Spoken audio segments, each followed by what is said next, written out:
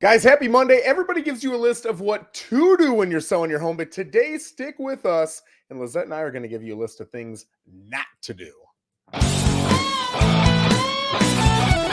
better get fired up. Happy Monday, Lissette. How you doing? I'm awesome. Happy Monday, Joe. How are You you? are awesome. I'm awesome too, man. I had a great weekend. I'm excited for a great week. It's my birthday week. I'm That's pretty excited. right. That's Yeah. right. I'm going to be the ripe old age of 42, man. So I'm excited. So I made young. it. I always look at birthdays like I made it. How many people, you get life cut early. So every time I get a birthday, it's just ingrained in my head. I was blessed with another year. So I'm pretty excited. Let's kick it off. Let's get right into your list of things that you don't want to do as a seller when you're looking to sell your home. What would you tell us is number one?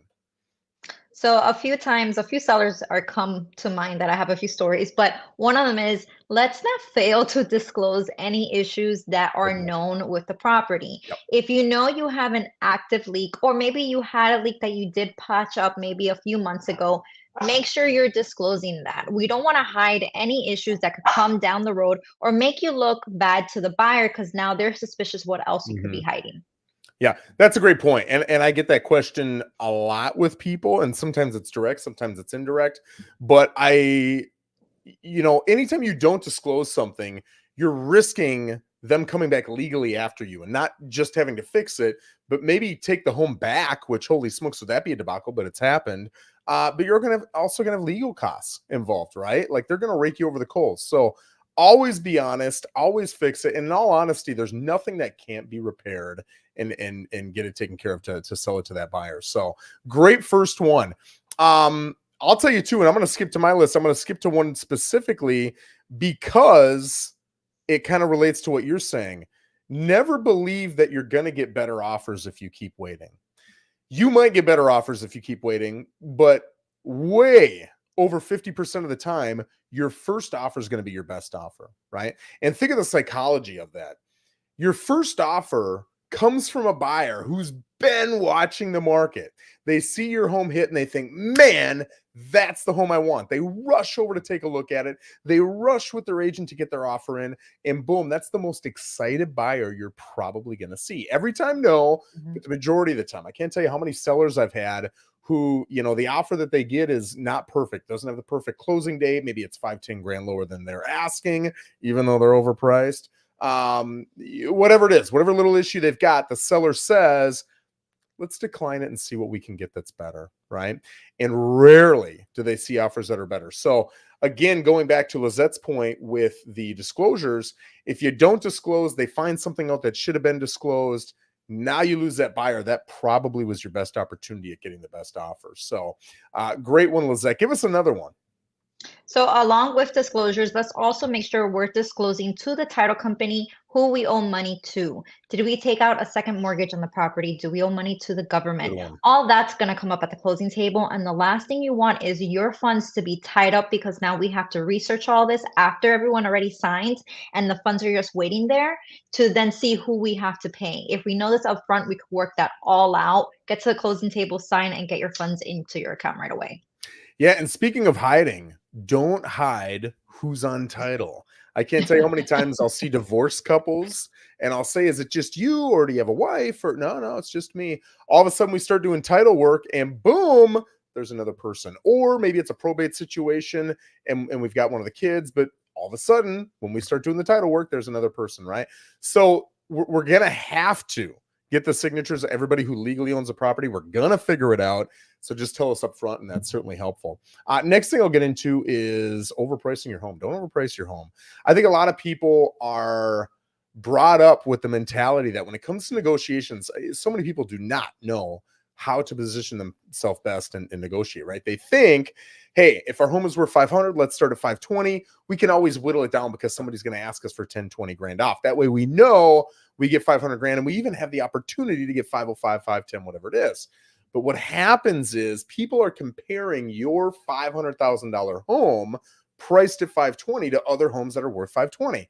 And so they're saying, I kind of like these three, but this one, it just doesn't have as much as these other three. And so yours ends up being last on their list, right?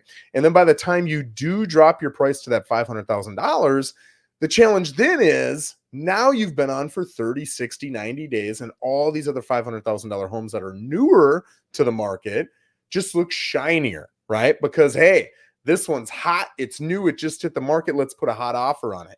If something's been on for 60, 90 days, well, you tell me, Lissette, what does a buyer say to you as a realtor when the property's been on 60, 90 days and you're about to put an offer on? What's wrong with it? Is there an issue with the property? Why hasn't it sold? Exactly. We could Unless it went lowball. low. Yeah, exactly. So you end up then getting 490, 495 for the home that was worth 500. So it can really hurt you, right? So really pricing your home right from the beginning is the answer. So I would say do not overprice. Lizette, what else you got? Let's not be difficult showing the property. Now, I always tell my sellers, Mm, being a seller is a huge inconvenience, and I understand that. And it's not easy having people come into your home. And we try to make sure we've got a time frame that's comfortable for the sellers, but you don't want to be the type of seller that always has an excuse of why we can't yep. show it, or tries to limit the amount of showing. Specifically, if you're limiting also the number of days we could show it, we could only show it once or twice a week. Sometimes, specifically in this market, we have sellers that come from out of state or from other cities. They drive and they're only here for a few hours or maybe a day or two at most. So that could have been your opportunity to get an offer in from those buyers. Yep. And honestly, I think just good expectation management up front between the realtor and the seller are perfect. But that's a great point. That'll, if your buyer pool is this big, every time you create a challenge for that buyer, that buyer pool gets smaller, which means your offers get lesser and the amount that your offers are coming in at are lesser, right? So great point on that. I would say don't leave your home unstaged, right? A lot of people will just say, hey, let's put it on the market, and poof, there's no difference between day number one and a week prior when I did my listing presentation. They leave it the same way. You want to spruce it up a bit, right? If the home is vacant, get a couple of the rooms to have professional stagers come in and actually put some furniture in there so you can feel what that home looks like. Think about a model home. When you walk into a model home that a builder owns, that home is decked out, right? They've got the most beautiful decor in there. They've got beds in there. They got tables in there, whatever. And how does it feel when you walk in? I know how it feels because I look at buyers as we walk through the door and they go, wow, ooh, ah, oh my gosh. That's what you want them to feel like, because when you do that, they're going to pay $5, $10, $15, $20,000 more for a home that feels great, right? It's all about the emotions. If you don't want to put staging into it, at least stage what you've currently got. You can get your big bulky furniture out of there and leave the smaller furniture in so the rooms feel bigger. You can take a lot of the personalized stuff down. You can do touch-up paint and you can, I love putting new electric plates on that are white instead of that old kind of cream or yellow color that makes it feel like an 80s, 90s house. So there's a lot of little things you can do to really spruce it up and really get that sucker looking like it's professionally staged. Lizette, what else you got? I would say this is not the time to take on major projects in the home. And it goes hand in hand with the staging. Definitely stage it, definitely make, those little touch-ups that need to be done, painting walls. This is not the time to maybe do an accent wall, bold color on the wall, Yep. or, put in that outdoor kitchen, which you think may give you some more money at sale price, but it really won't. This is not the time for that. If you're already set your mind on getting the property sold, touch it up, make it look its best. A big project could bring up issues that you're not aware of, or just delay your timeline. Yep, great points. And a lot of times too, the ROI on those projects might not be there. You're actually losing money. You'll put $5,000 into something to get 4,500 out. It just doesn't make sense. So that's a good one too. I'm going to link my next two together here. I wrote, don't use a newer agent and don't use a discount service that doesn't offer a lot of help. So really interview your agent. What am I getting out of you? What do your systems look like? How are you getting the buyer for my house? What kind of marketing are you doing? Are you getting leads? How do the leads help me? How does the marketing help me? They should really be able to communicate that to you clearly. And if they can't and they start hemming and hawing and stuttering, they might not have had these questions asked a whole lot, which kind of shows you the experience level they've got or the lack of marketing ability to negotiate leads, whatever that they've got, right? Same goes with a lot of these online services where they say, hey, pay us a flat fee of whatever it is, $1,000, and we'll put you on the MLS, which, by the way, you're not saving a full commission. you've still got to pay the buyer rep a commission if you want to attract buyer's agents, right? So you're not in every case saving the full commission. You're saving maybe half the commission minus the grand or 500 or whatever their fee is. But now what happens is, I can't tell you how many friends of mine will call me freaking out because, Joe, we haven't gotten any showings, and I'm looking at the MLS listing and the verbiage is all messed up. But then they'll call the company and say, oh, I didn't know this, but the company expected me to write the verbiage. And it's like, well, they don't give you a lot for that, right? That's why you got the discount. You got to pick and take what you want. Or, Joe, I got an offer, but it says this, and I don't understand that, and blah, blah, blah. And I'll say, you've got to, like, I don't represent you, so I can't give you a lot of these details, but you can go talk to an attorney. Well, an attorney is going to cost me $3, $4, $5,000. Yeah. Or they get into the middle of a contract and it falls apart and they don't know their legal recourse. They don't have strategies. And a lot of the strategies, I talk with my agents all the time about setting the table. A lot of it isn't, hey, when this issue pops up, what do we do? A lot of it is, hey, I foresee 6 different things that could pop up as issues in the future. Let's do this and this and this to mitigate the risk that we're taking with those 6 different issues. So now your odds of those issues popping up go away, right? So I would say use an experienced agent, make sure you know what you're getting out of them, make sure you get it in writing, and use someone who's got the proven record to get your property sold. Lissette, what else you got? I would say don't fail to plan ahead. You're going to end up moving out of this property. You need a plan. That means you need to talk to your realtor, see where you're going to move to. If you're going to move out of state, connect with another realtor, get referrals from your own realtor.